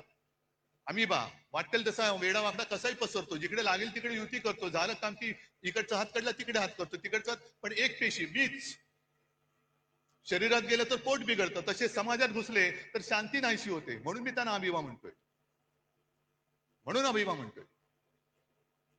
आणि आमचे जे मुख्यमंत्री आहेत, हे मुख्यमंत्री आम्हाला शिकवत आहेत. म्हणून मी बातमी घेऊन आलोय. इंडिया टुडेने सर्वे केलाय, तुमच्यापर्यंत आलाय. इंडिया टुडेने एक सर्वे केला की most popular CM across India. आता गेल्या 2-3 महिन्यातला सर्वे आहे, म्हणून मी त्याचं कागदच घेऊन आलेलो आहे. आपल्या वेळेला पहिल्या 5 मध्ये महाराष्ट्राचा मुख्यमंत्री येत होता. माझं कर्तृत्व नव्हतं, हे तुमचं सहाय्य होतं. महाराष्ट्राच्या जनतेचं कौतुक होतं, ते माझं नव्हतं. पण आज जो हा सर्वे झालेला आहे, आलेला आहे, त्याच्यामध्ये सगळ्यात पॉप्युलर उत्तर प्रदेशचे मुख्यमंत्री योगी, नंबर 1, 2 ममता, 3 चंद्रबाबू, 4 नितीश कुमार, त्याच्यानंतर स्टॅलिन, नंतर काय ते पिनारवी विजयन, मग रेवंता रेड्डी, मोहन यादव, हेमंता विश्वकर्मा शर्मा, आणि 10व्या ह्याच्यावरती आमचे मुख्यमंत्री देवेंद्र फडणवीस. नशीब 10वे नाही तर फडणवीस म्हणून 20वे आले असते. येणार कसे? सगळी बजवजपुरी करून ठेवलेली आहे. काय केलं काय तुम्ही आजपर्यंत? आज सुद्धा बातमी आली की कुठल्या एका अधिकाऱ्याच्या ऑफिसमध्ये धाड टाकली, अधिकाऱ्याला पकडला रंगेहात. वसई विरारच्या महापालिकेच्या आयुक्तांना पकडलं होतं. अधिकारी पकडले जात आहेत, पण मंत्री राजरोस बॅगा उड्या टाकून खोलीमध्ये बिनधास्त बसलेले आहेत. त्यांना यांना हात लावायची हिंमत होत नाहीये. मंत्र्यांच्या नावाने दारूचे परवाने दिले जात आहेत. आईच्या नावाने, पत्नीच्या नावाने डान्स बार काढले जात आहेत. पुरावे सादर केले, विधिमंडळात सादर केले, तरी सुद्धा देवेंद्र फडणवीस त्या मंत्र्यांना समज देऊन सोडून देत आहेत. हे बरं नाही, पुढच्या वेळेला पुरावा दिसता कामा नये. हे तुमचं राज्य, हा तुमचा कारभार. आणि म्हणून मला RSS मोहन भागवत यांना विचारायचे काही प्रश्न. हे मी प्रश्न लिहून आणलेले, पण आता याचे कागद ओले झालेत आहेत तरी. कारण आता निवडणुका येत आहेत. मुंबई महापालिकेची निवडणूक आहे. निवडणूक तुम्ही लावाच, जनता वाटच बघते. आज येताना सुद्धा मुंबईच्या रस्त्याची झालेली चाळण हे सगळेजण बघतायत. अख्खी मुंबई भोगते. जरा कुठे पाऊस झाल्यानंतर तुंबणारी मुंबई. तुम्ही ते मेट्रो आणि मोनो चालू ठेवण्याच्या ऐवजी मुंबईमध्ये आता बोट सेवा सुरू करा. मेट्रोचं स्टेशन तुंबतंय, मोनोरेल लटकते, खड्डे पडतायत, ट्रॅफिक वाढतोय, आणि हे आपले महापालिकेत भाजपचा महापौर झालाच पाहिजे म्हणून बोंबलून हे पुन्हा दिल्लीला जातात अमित शहा. आणि मग जशा निवडणुका जवळ येत आहेत तस तसे आता भाजपवाले यांना दुसरा उद्योग नाही, हे पुन्हा हिंदू मुस्लिम करायला लागलेले आहेत. असतील इकडे सुद्धा मुसलमान आले असतील, येऊ द्यात. कारण शिवसेना प्रमुखांनी सांगितलेलं आहे या देशामध्ये धर्म कोणाचाही कोणताही असू शकतो, आम्ही हिंदू आहोत. कोणी मुसलमान आहेत, कोणी ख्रिश्चन आहेत. धर्म कोणाचा कोणताही असला तरी राष्ट्र धर्म हा एकच असला पाहिजे, तो म्हणजे आपला हिंदुस्थान. धर्म आपल्या घरामध्ये ठेवा, पण घराच्या बाहेर जेव्हा आम्ही पडतो तेव्हा आमचा देश हाच माझा धर्म, ही शिवसेना प्रमुखांची शिकवण आहे. तुमचं काय हिंदुत्व?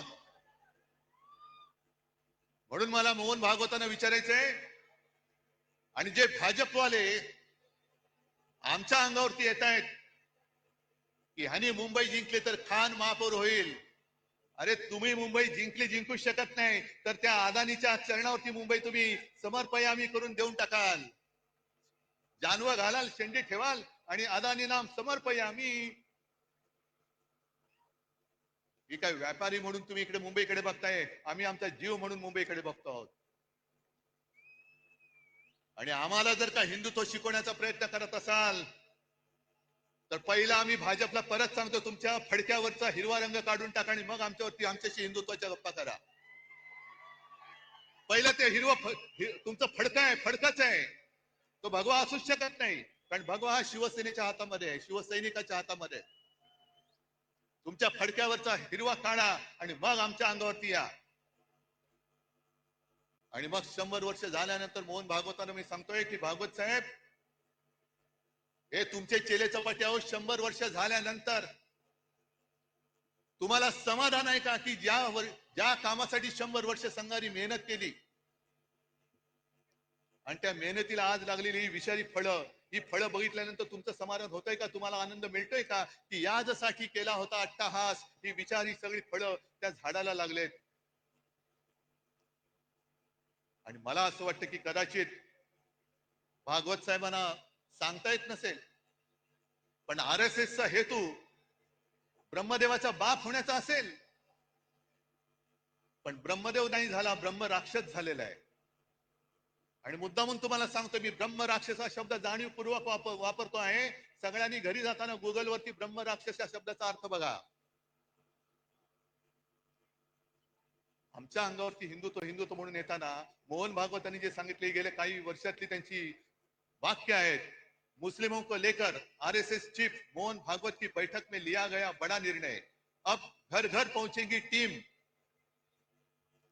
RSS प्रमुख मोहन भागवत ने दिल्ली में मुस्लिम धर्मगुरुओं के साथ बैठक की, जिसका उद्देश्य हिंदू और मुसलमानों के बीच की दूरी को कम करना है. पिछले 3 वर्षों से भागवत इस दिशा में सक्रिय है, मदरसों का दौरा कर रहे हैं और मुस्लिम नेताओं से मिल रहे हैं. हे जे बेंबीच्या देठापासून ओरडणारे भाजपडे आहेत त्यांना विचारतोय, मोहन भागवतांनी हिंदुत्व सोडले बोलण्याची हिंमत आहे का तुमची? आहे हिंमत? आणि हे एवढ्या पुरतं थांबलेलं नाहीये. या बातम्या ज्या आहेत, 2022 ची बातमी एक आहे की मोहन भागवत यांनी मशिदीला भेट दिल्यानंतर त्यांचे मुसलमानांचे जे सर्वोच्च नेते आहेत उमर अहमद इलियासी यांनी त्यांचा राष्ट्रपिता म्हणून उल्लेख केला. हिंदुस्थान मधल्या मुसलमानांच्या सर्वोच्च नेत्याने मोहन भागवतांचा राष्ट्रपिता म्हणून उल्लेख केला. जा भाजपड्यांना विचारा त्यांना जाऊन की हिंदुस्थानचे राष्ट्रपिता म्हणालेत का पाकिस्तानचे राष्ट्रपिता त्यांना म्हणालेत? आमच्या अंगावरती येतं. अरे तुम्हाला लाज लज्जा शरम काय आहे की नाही? एक तर काहीतरी ठरवा. आम्ही जे बोललो ते एवढ्यासाठी बोललो ना, आकार ना उकार ना ध्येय ना धोरण, कसाही वावरतोय, कसाही वाढतोय, कसाही पसरतोय.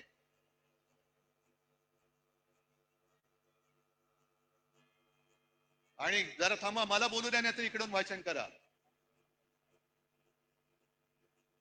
हे एवढ्या पुरतं थांबत नाहीये. मोहन भागवत बोललेले आहेत, या देशामध्ये राहतो तो प्रत्येक जण हिंदू आहे.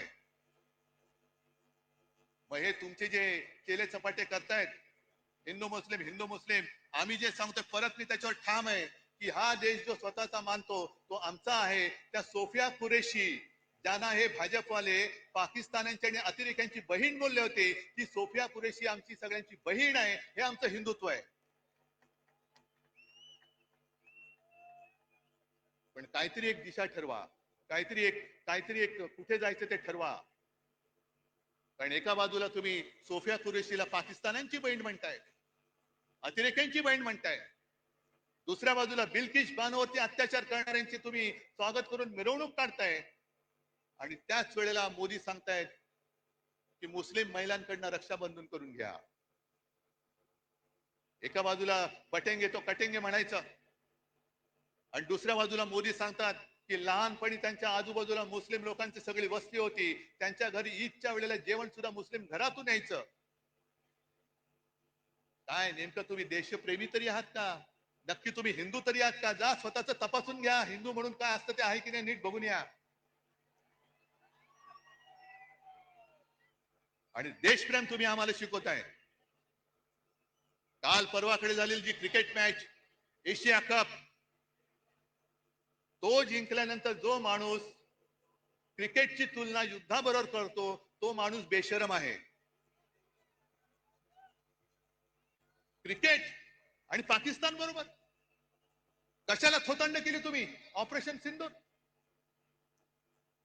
तुम्हीच आम्हाला सांगितलं ना की पेहलगाम मध्ये धर्म बघून, धर्म विचारून गोळ्या घातल्या. हिंदू आहे घाल गोळी, हिंदू आहे घाल गोळी. एक तर तुमचं सरकार तिकडे 10 वर्ष बसले, तुमच्या देशामध्ये हिंदू सुरक्षित नाहीये. या देशामध्ये हिंदू धर्म विचारून गोळ्या घालणाऱ्या अतिरेक्यांच्या देशाबरोबर तुम्ही क्रिकेट खेळता. म्हणजे बाप देशप्रेमाचं नाटक करतो, ढोंग करतो, आणि पोरगा क्रिकेट खेळतो. ही तुमची घराणेशाही. एका बाजूला तुमची नाचलेली कुजलेली सडकी ढोंगी घराणेशाही, आणि दुसऱ्या बाजूला आमच्या ठाकरेंची घराण्याची परंपरा, ठाकरेंची घराणेशाही, ज्याचा मला अभिमान आहे. कशाला घराणेशाही बद्दल बोलता? आणि म्हणूनच तुम्ही किती जरी प्रयत्न केले तरी ही तुफान गर्दी, पाऊस पडतोय, आम्ही खुर्च्या बुडाखाली घेऊन बसणारी माणसं नाहीयेत. इकडे तर बघा, खुर्ची असली काय नसली काय, खुर्ची आम्ही घेतो डोक्यावरती.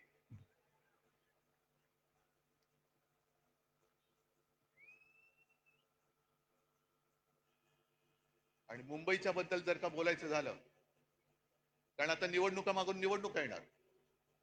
काल परवाकडे जेव्हा मी शेतकऱ्यांच्या दौऱ्यावरती गेलो होतो, पाहणी त्यांच्याशी बोलत होतो, शेतकरी उद्विग्न आहे, रडतोय. आणि काही जण मला येऊन बोलत होते की साहेब, तुमच्या काळात तुम्ही केलेली कर्जमुक्ती तशी आम्हाला पाहिजे, तुम्ही आम्हाला परत हवे आहात. म्हटलं आता दादा त्याच्यामध्ये जाऊ नकोस, पहिलं तुला संकटातून बाहेर काढावं लागेल. पण एक वाक्य बोलताना तो बोलून गेला, ते फार महत्वाचं आहे. म्हणून मी जी काल मागणी केली लाडक्या बहिणीबाबत, ती त्याच्यासाठी केलेली. निवडणूक आल्यानंतर महिलांच्या अकाउंटमध्ये 1,500 रुपये टाकले गेले. आणि ही गोष्ट काही प्रमाणात आपण मान्य केली पाहिजे की महिला थोड्याशा, नाही म्हटलं तरी जिकडे खायला अन्न नाही तिकडे 1,500 रुपये मिळत असतील, आणि घरापुरते 1-2 रात्री मुलाबाळांना काहीतरी खाऊ देऊ शकत असेल, तर महिला थोड्याशा नाही म्हटलं तरी अरे हे बरं चाललंय. पण तो शेतकरी बोलला की साहेब, ही भाजपची अवलाद आहे ना, ही आता पगारी मतदार तयार करते, पगारी मतदार. आपल्याला महाराष्ट्राने ठरवायचंय की आपण भाजपचे पगारी मतदार होणार की स्वाभिमानी मतदार व्हायचंय, हे आता तमाम महिलांनी ठरवायचंय. कारण पंतप्रधान तिकडे बसलेत. आज माझी अशी अपेक्षा होती की सर्व कामं रद्द करून 1 फुल आणि 2 हाफ जे आपल्याकडे आहेत, मुख्यमंत्री आणि 2 उपमुख्यमंत्री, ते तिकडे दिल्लीत जाऊन बसायला पाहिजे होते की माझा महाराष्ट्र आज बुडतोय, अतिवृष्टीमध्ये भिजून चाललाय, जीवन उद्ध्वस्त झालेलं आहे. सगळे निकष बाजूला ठेवून केंद्राकडनं आम्हाला भरघोस मदत द्या, 10,000, 20,000, 25,000 कोटी रुपये आम्हाला द्या. पण पंतप्रधानांना प्रस्ताव पाहिजे. देवेंद्र फडणवीसांचा अभ्यास सुरू आहे. अभ्यास होईपर्यंत त्यांना माहिती आहे की लोक विसरून जातात. जरा थोडस काहीतरी हातावर टिकवलं की निवडणुका आपण पार पाडू. मग काय बसले बोंबलत. बिहारमध्ये निवडणुकांच्या तोंडावरती पंतप्रधान तिथल्या महिलांच्या अकाउंटमध्ये 10,000 रुपये त्यांनी टाकलेत. जवळपास किती 10,000 कोटी रुपये. 10,000 कोटी काय प्रस्ताव आला होता बिहार मधून. तिकडे निवडणुका असल्यानंतर प्रस्तावाची गरज नाही. तुम्हाला मतं विकत घेण्यासाठी तुमच्याकडे पैसे आहेत, पण उद्ध्वस्त झालेल्या महाराष्ट्रासाठी द्यायला तुमच्याकडे पैसे नाहीत. हा माझा जाहीर आरोप आहे. गेल्या निवडणुकीत सुद्धा मोदी तिकडे गेले होते आणि लिलाव केला. बिहार के लिए मैं पैकेज देना चाहता हूं, कितना दे दूं? 50,000 दे दूं कि 70,000? 70,000 दे दूं कि 90,000? आणि करत करत करत 1.25 लाख कोटी रुपये त्यांनी तिकडे जाहीर करून टाकले होते. 1.25 लाख कोटी मिळाले की नाही मिळाले बिहारच्या जनतेला माहिती. म्हणजे तुमच्याकडे पैसे आहेत, पण तुम्हाला महाराष्ट्राला, तुम्ही महाराष्ट्रावरती अन्याय करताय. अन्याय तुमच्या मनामध्ये आहे. महाराष्ट्रावरती सूड घ्यायचंय तुम्हाला. हे जे राजकारण चाललेलं आहे, म्हणून मी जे काय म्हंटल की भाजप आणि सरकार यांचा सुतराम संबंध नाहीये. सुतराम संबंध नाहीये. याला प्रत्येक गोष्टीमध्ये महोत्सव साजरे करायचे. बचत महोत्सव, बचतोत्सव. जीएसटी कमी केला, लावला कोणी होता? नेहरूने लावला होता. नेहरूने लावला होता का जीएसटी? मग गेले 8 वर्ष तुम्ही लुटलात संपूर्ण देशाला. 125 लाख कोटी रुपये तुम्ही तिकडे खिशात घालून बसलात. म्हणजे मला तो राजेश खन्नाचा पिक्चर आठवला. कुठला तो आज का एमएलए का काहीतरी पिक्चर आहे. त्याच्याकडे काही हॉटेलवाले येतात आणि सांगतात की अमुक एका पदार्थाची किंमत वाढवायची. ते सगळे म्हणतात अहो किंमत वाढवली तर लोक बोंबलतील. तुले कितना चाहते हो? नहीं दुगना करना चाहता हूं. नहीं ठीक है आप तिगना कर दो, तिप्पट करा. सगळे आजूबाजू सांगतात तो तिप्पट काय लोक रस्त्यावरती उतरतील. हा म्हणतो राजेश खन्ना मुख्यमंत्री असतो सांग उतरने दो. लोग रस्ते पे उतरेंगे, आंदोलन करेंगे, तोडफोड होईल. मग लोक माझ्याकडे येतील. मग मी हॉटेलवाल्यांना बोलवीन आणि त्यांना सांगेन तिप्पट नाही तुम्ही दुप्पट करा. त्यांचंही काम झालं आणि आपलंही काम झालं. या पद्धतीने तुम्ही सरकार चालवताय. आणि मुंबई महापालिकेची निवडणूक जी मी बोलत होतो ती होऊनच द्या. मुंबई महापालिका सुद्धा यांनी कशी गहाण टाकलेली आहे. एक तर तुमचा ज्याच्याशी संबंध नाही ती सगळी कामं स्वतःकडे, स्वतःवरती त्याचं श्रेय घेत आहे. बीडीडी चाळ आम्ही केली. कुठे केली? बीडीडी चाळीचं भूमिपूजन मी केलं होतं. सोबत शरद पवार होते आणि आदित्यनी तिथे आणि त्याच्याबरोबर जितेंद्र आव्हाडांनी मेहनत केलेली आहे. मुंबईचा कोस्टल रोड आम्ही केला. अरे लोक माहिती आहे ना लोकांना स्वप्न कोणाचं आणि पूर्ण कोणी केलं. आणि आज सुद्धा त्यांनी एक गोष्ट केली जी गोष्ट आदित्य इतके वर्ष बोलत होता की मुंबई हे न झोपणारं शहर आहे. दिवसा ज्या ऑफिसमध्ये जातात त्यांना दिवसा जेवणाची आणि खाण्याची पिण्याची म्हणजे पाणी पिण्याची, पिण्याची नाही सोय असते. तर रात्री काम करणाऱ्यांनी ती का असू नये? तेव्हा भाजपवाल्यांनी जो काय नंगा नाच केला होता, संस्कृती, night life, night life. Night life म्हणजे तुम्ही मकावला जाऊन नाईट लाईफ वाले, तसं नाईट लाईफ नाही. कळलं ना?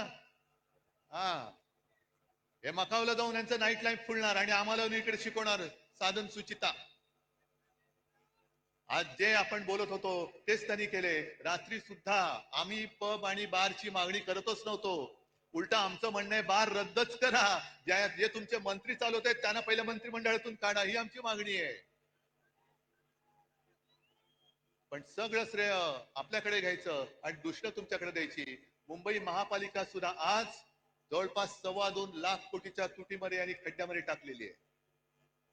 सहन करायचं आपण, बघत बसायचं आपण.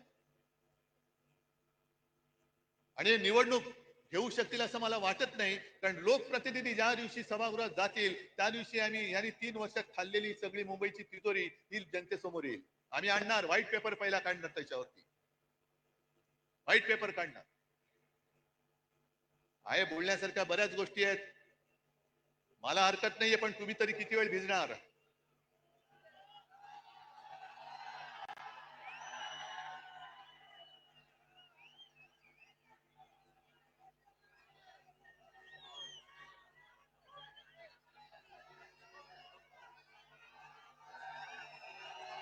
हा हा सैनिक, हा शिवसैनिक, हा खरा शिवसैनिक. नाही राहू द्या, तुम्ही कितीही जल्लोषात असला तरी मला थोडं भान ठेवून बोलायला पाहिजे. मग काही जणांची अपेक्षा आहे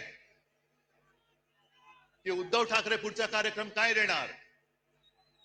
आणि आता कोण बोललं रे, उद्धव ठाकरे आणि राज ठाकरे एकत्र येणार का? अरे मग 5 जुलैला काय केलं होतं आम्ही? आणि तेव्हा मी बोललेलो आहे, आम्ही एकत्र आलोय ते एकत्र राहण्यासाठी.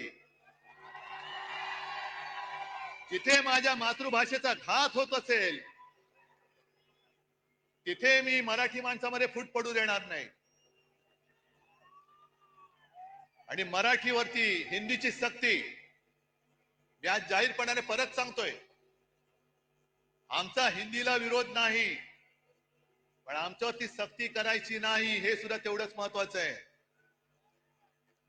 जी भाषावर प्रांतरचना झाली त्या प्रांतरचनेप्रमाणे प्रत्येक भाषेला एक एक प्रांत मिळाला. मग गुजराती लोकांना गुजरात मिळालं, बंगाली लोकांना बंगाल मिळालं, कानडी लोकांना कर्नाटक मिळाला, तमिळ सगळंच मिळालं, राजस्थान असेल, मध्य प्रदेश असेल, झारखंड असेल. तसा मराठी भाषेला महाराष्ट्र मिळाला. भाषावर प्रांतरचना झाल्यानंतर प्रत्येक राज्याला राज्याचं सरकार मिळालं, राज्याची राजधानी मिळाली. पण महाराष्ट्राला महाराष्ट्राची राजधानी मिळाली नव्हती. ती मुंबई, मराठी माणसांनी रक्त सांडून मिळवलेली मुंबई, ही जर का या व्यापाऱ्यांच्या खिशात जात असेल तर खिसा फाडून आम्ही मुंबई राखल्याशिवाय राहणार नाही. त्याच्यामुळे या ज्या काही कंड्या पिकवल्या जात आहेत, दसरा मेळाव्यात राज ठाकरे येणार का, उद्धव ठाकरे जाणार का, त्या सगळ्या मराठी द्वेष्टांना सांगतोय की तुम्ही आमच्या मराठीला हात लावून बघा, हिंमत असेल तर हात लावून बघा, हात जागेवर ठेवणार. आमचं कोणाशी भांडण नाहीये. काय किती आतापर्यंत मारामाऱ्या झाल्या, आमच्या अंगावरती येऊ नका. जे शिवसेना प्रमुखांनी शिकवलंय, एक तर कोणाच्या अंगावर जायचं नाही, पण कोणी अंगावर हात उचलला तर तो हात जागेवर ठेवायचा नाही. आणि तीच शिकवण घेऊन आम्ही पुढे चाललेलो. आम्हाला कोणाचं उणं दोणं काढायचं नाहीये. पण विशेषतः मी 2 महत्वाच्या गोष्टी ज्या तुम्हाला सांगितल्या, एक म्हणजे भारतीय जनता पक्षाला मी आज इशारा देतोय की हिंदुत्वावरनं आमच्या अंगावरती येऊ नका. तुमच्या सगळ्या टोप्या घातलेले फोटो मी त्याचं प्रदर्शन लावल्याशिवाय राहणार नाही. एक काहीतरी मोदीजींना विचारा, मोहन भागवतजींना विचारा की हे तुम्ही करताय हे या दिशेने जायचे काय थोतांड आहे. आणि आम्हाला प्रश्न विचारण्याच्या आधी तुम्ही तुमच्या नेत्यांना प्रश्न विचारा की ते पटेंगे तो कटेंगे कधी करायचं आणि राखी कधी बांधायची. एका राज्यामध्ये गोवंश हत्या बंदी, म्हणजे मी पूर्वी बोललोय, याच दसरा मेळाव्यात बोललेलो आहे की महाराष्ट्रामध्ये गोमाता आणि बाजूला जाऊन खाता, हे तुमचं हिंदुत्व. आणि 2-3 वर्षापूर्वी त्या उत्तरेमधल्याच राज्यामध्ये तो आर्यन मिश्रा नावाचा एक पोरगा, 22-23 वर्षाचा पोरगा मित्रांबरोबर चालला होता रात्री, त्याचा पाठलाग करून त्या बोगस तथाकथित गोरक्षकांनी त्याला भर रस्त्यात गोळ्या घालून मारला. त्याने शिक्षा झाली की नाही कोणालाच माहिती नाही. पण तुम्ही माणसं मारताय संशयावरनं. गोमांसाची तस्करी करतोय म्हणून तिकडे मारायचं आणि इकडे गोमांस जाऊन खायचं, ही कुठली पद्धत आहे तुमची? जे नॉर्थ ईस्ट आहे, जे किरण रिजिजू आहेत, त्यांनी सुद्धा सांगितले, तिथल्या त्यांच्या प्रदेशाध्यक्षांनी सांगितले की ते त्यांच्या राज्यामध्ये गोमांस खातात. मग ते तुमच्या पक्षात अजून कसे ठेवले, त्यांना काना लात मारून घालून टाकत. त्याच्यामुळे एकदा काही ती व्याख्या ठरवा, चौकट ठरवा. पण तुम्ही हिंदुत्वाचं ढोंग आणि देशभक्तीचं सोंग हे आता सोडा. मी भाजपला प्रेमाने सांगतोय, प्रत्येक वेळेला काय आग पाखड करण्याची गरज आहे अशातला भाग नाही. एक तर नशिबाने तुम्हाला संधी मिळालेली आहे, त्या संधीचं सोनं करा. हा आता सगळा चिखल केला ना, तो चिखल करू नका. कारण ही संधी फार मोठी आहे, ही कोणाला मिळत नाही अशी संधी. आणि त्यावेळेला म्हणजे जनता पार्टीच्या वेळेला शिवसेना प्रमुखांनी काढलेले कार्टून मला आठवते. कारण इंदिरा गांधींनी आणीबाणी लादली होती, अनेक जण तुरुंगात गेले होते. काही जणांनी तुरुंगात जाऊन इंदिरा गांधींनी पत्र सुद्धा लिहिली होती की आता आम्ही तसं करणार नाही, आमची पूर्ण संघटना की तुम्ही म्हणाल तसं आम्ही देशसेवेला वाहून टाकू.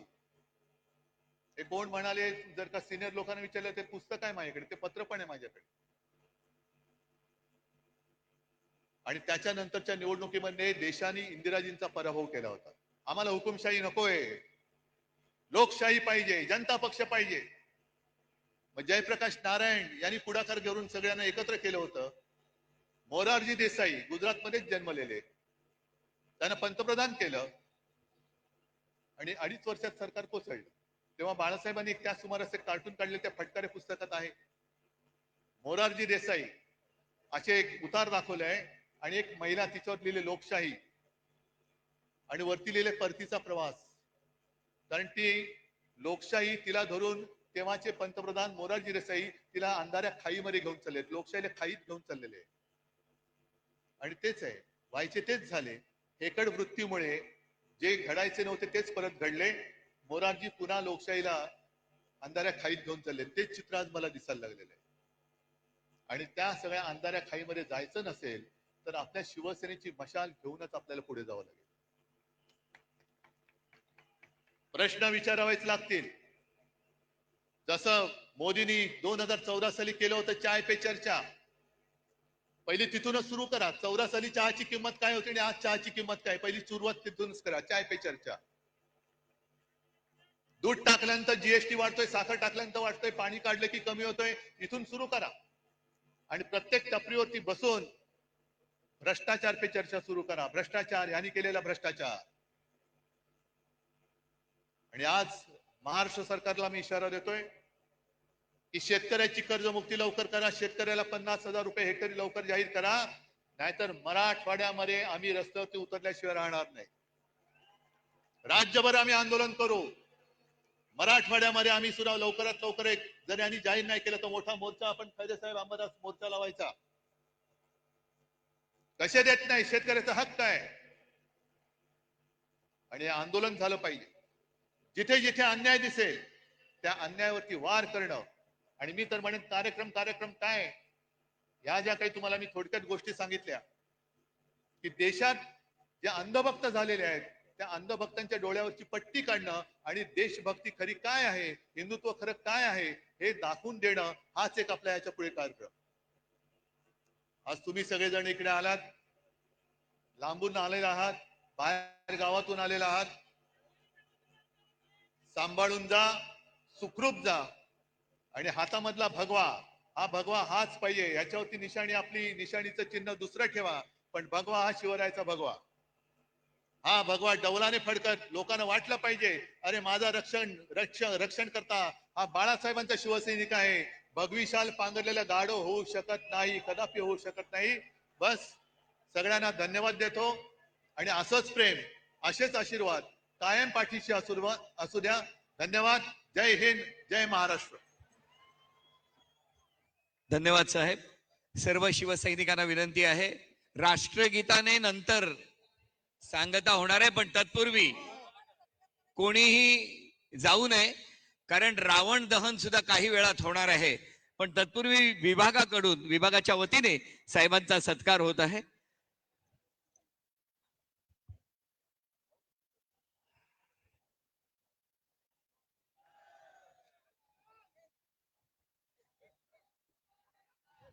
साहेबांचा सत्कार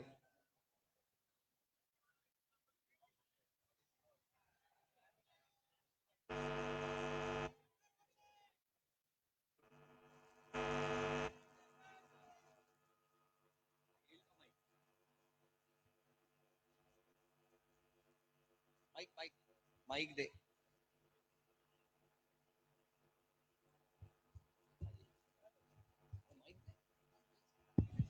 चेक चेक.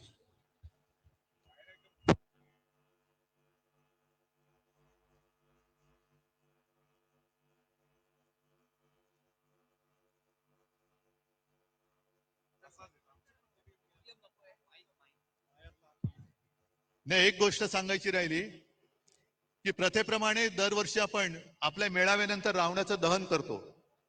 या वर्षीचा रावण जरा बघा. या वर्षीचा रावण या सरकारच्या कारभाराचं प्रतीक आहे. कारण रावणाला 10 डोकी होती. या सरकारचा बिंडोक कारभार बघितल्यानंतर रावणाला आपल्या डोकंच ठेवलेलं नाहीये. असा बिंडोक रावण यावेळेला आपल्याला जाळायचा आहे. बिंडोक रावण आणि अशा रावणाचं दहन करण्यापूर्वी साहेबांचा विभागाच्या वतीने सत्कार होत आहे.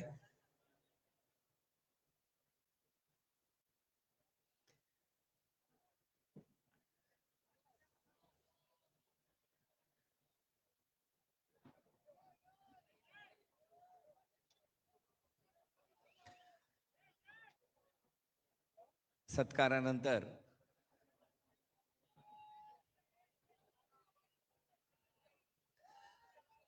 मी सर्वांना विनंती आहे, आपण रावण दहनासाठी सज्ज व्हावं.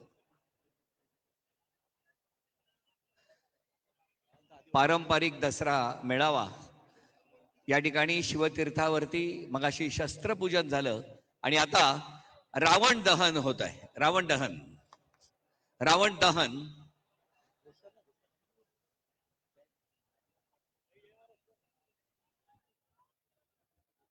बिन डोक्याचा रावण आणि त्याचं दहन होत आहे.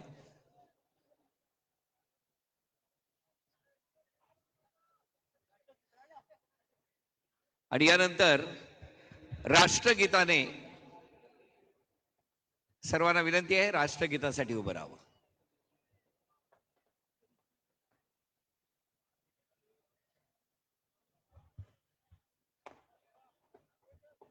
राष्ट्रगीत.